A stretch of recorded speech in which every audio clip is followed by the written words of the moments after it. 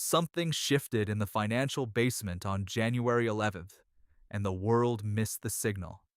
While everyone was staring at trade war headlines and red candles, Jerome Powell quietly admitted the truth.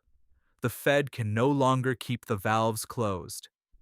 The expansion of bank reserves is now a necessity, not a choice. But here is the part that should make your hair stand up. Just 48 hours ago, news broke from the world's third largest economy.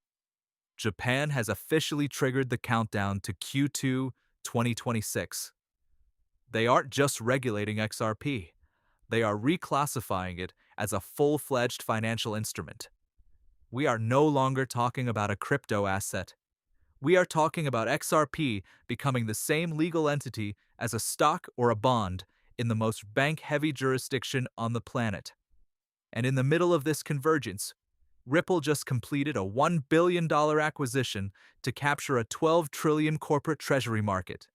The pipes are being rebuilt, the liquidity is being primed, and the chosen one is about to become the world's most regulated bridge.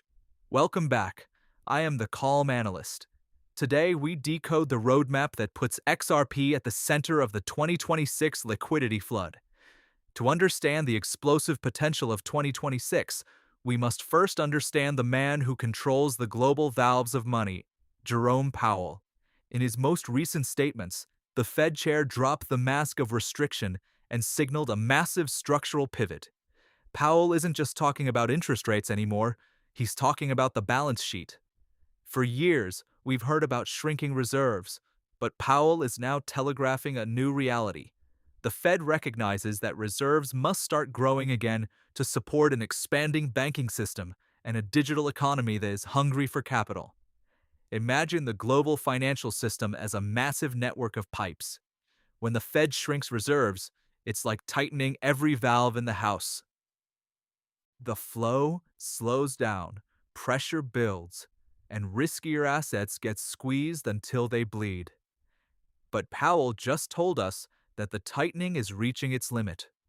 By signaling the expansion of reserves, he is essentially preparing to lubricate the entire global machine. This is where the connection to XRP becomes undeniable. Pure speculative assets often have to wait for actual rate cuts to see a move. But bridge assets, technology purpose-built for efficient value transfer, feel the benefits of liquidity the moment the valves start to open. Ripple's ecosystem has been laser-focused on this liquidity gap since day one.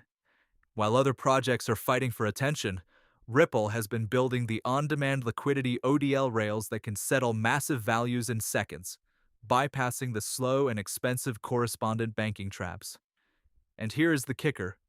Powell also pushed back hard against the idea that banks shouldn't serve digital asset clients. He stated that banks are fully capable of managing these risks. Think about that. The Fed is clearing the path for banks to hold and move digital value, just as they are preparing to flood the system with fresh reserves. The on-chain data for the XRP ledger is already screaming this transition. We are seeing DEX volumes pushing fresh highs and capital rotation moving inward. This isn't retail FOMO. This is calculated positioning by market makers and custodians who know that when the flood comes, they need the fastest, most efficient rails to move that $43 trillion in global assets. Powell's roadmap is the macro catalyst we've been waiting for. The valves are opening, the lubrication is spreading, and the infrastructure is already scaled and waiting. We are just looking at a price pump. We are looking at the systemic integration of liquidity into the new digital standard. If Powell is the man who opens the valves, Japan is the architect building the new legal skyscraper. Over the last 24 hours, a bombshell report has sent shockwaves through the financial corridors of Tokyo. The Japanese Financial Services Agency, FSA, has officially set a target for the second quarter of 2026. Their mission to formally reclassify XRP as a regulated financial product under the Financial Instruments and Exchange Act. Let's be very clear, this is not a minor guideline update. This is a fundamental structural shift. By bringing XRP into the same regulatory family as traditional stocks and bonds, Japan is removing the final barrier for the world's most conservative institutions.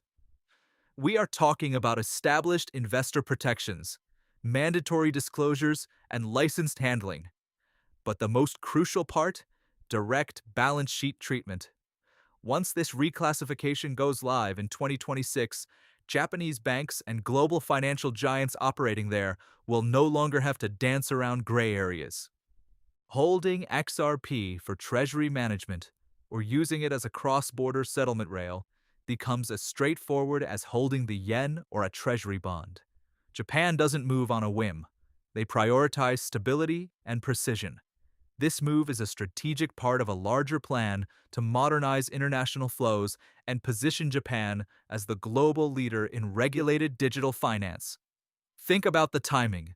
Powell's liquidity roadmap is expanding the reserves, while Japan is providing the perfect regulated container for that liquidity to flow into. The markets are forward-looking.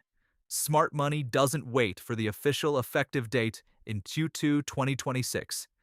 They start pricing in the implications now, when the world's third largest economy tells the world that XRP is a financial instrument. The security debate isn't just over, it's ancient history. We are seeing the birth of a global regulatory standard. Japan is creating the blueprint. And where Japan leads, the rest of the Asia-Pacific region and eventually the West will be forced to follow. This is the end of the Wild West and the beginning of the institutional era. Now, we must address the elephant in the room, the current market volatility. I know it's tough to watch the red candles. I know the headlines about trade policy and geopolitical tension create fear. But as an analyst, I'm trained to distinguish between noise and signal.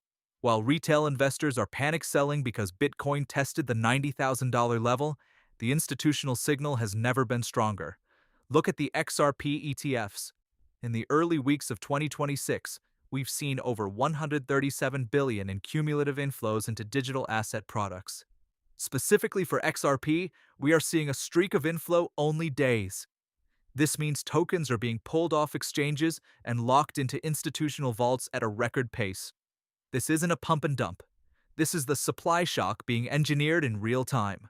Ripple CEO Brad Garlinghouse recently went on record with a prediction that shocked the skeptics. He expects the entire sector to reach fresh all-time highs in 2026. Why? Because for the first time in history, we have regulatory clarity, Japan, institutional on-ramps, ETFs, and macro liquidity, the Fed, peaking at the exact same moment. Some of the most respected analysts in this space are now setting a target of $8 per XRP as the baseline for this cycle. Think about the math. XRP has a fixed supply. Every transaction on the ledger burns a tiny amount of XRP. As the $43 trillion institutional network starts using these rails for atomic settlement, the velocity of money increases, the burn rate accelerates, and the available supply on exchanges evaporates. When a corporate treasury decides to allocate $1 billion to XRP reserves, as we are seeing happen now, they aren't looking at the 24-hour chart. They are looking at the 2026 roadmap. The short-term dips are real, and they are painful, but they are overwhelmingly noise. The signal is that the world's most powerful players are positioning themselves for a future where value moves as fast as information. They are buying the fear of the crowd to fund the certainty of the institutions. The question isn't whether the price will recover. The question is who will still be holding when the $8 target becomes the new floor. The pieces of the 2026 puzzle are finally clicking into place. From Powell's liquidity valves to Japan's legal standard, the stage is set for a transformation we have never seen before. In a market fueled by emotion and noise, we thrive on data and composure. Remember, haste leads to loss, while calm analysis leads to victory. Thank you for your trust, and thank you for being part of this rational community. I am the Calm Analyst. Stay patient, stay rational, and as we always do, we don't wait for the future, we plan for it.